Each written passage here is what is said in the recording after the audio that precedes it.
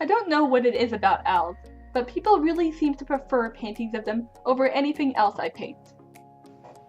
At the last art convention I attended, people only seemed really interested in my night sky paintings or the ones with owls in them. Honestly, I'm not quite sure what it is about owls or night skies that intrigue people so much, but I'm fairly sure it has nothing to do with the association that owls have with the Illuminati. So finally, I decided to give the people what they asked for. Except for the people who wanted me to paint people in general. I don't really have the time or even patience to deal with people that get mad and complain when their paintings don't turn out exactly how they see themselves, and sometimes when their paintings look a bit deformed.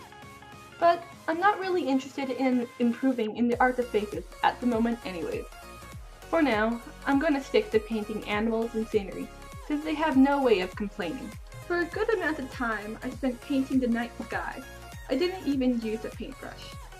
As you can see here, my glorious finger painting skills were used to create the sky.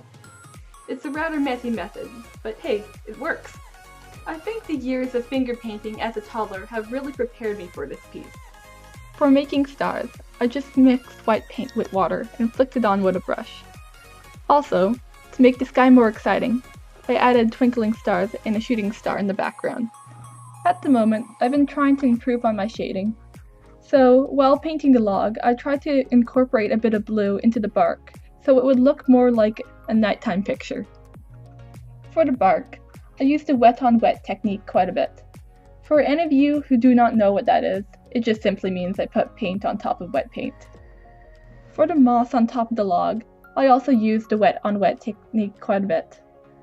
I put a bit of blue at the bottom to keep up with my color theme. For the feathers on the owl, I used the blue quite a bit. Of course, I did not just put on straight blue. I diluted it with a bit of water. Definitely the hardest part for me while painting this picture was painting the owl's head. I just couldn't make it look right. The speckles looked kinda weird and I had to redo it several times.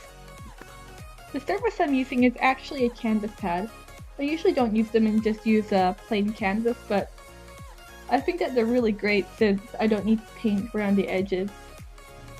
Just like a piece of paper, canvas pads can be really flexible and bendy, and if you don't prop them up, they fall down. So I taped it onto a whiteboard, which I covered with paper. Thank you for watching. If you liked this video, please remember to like and subscribe.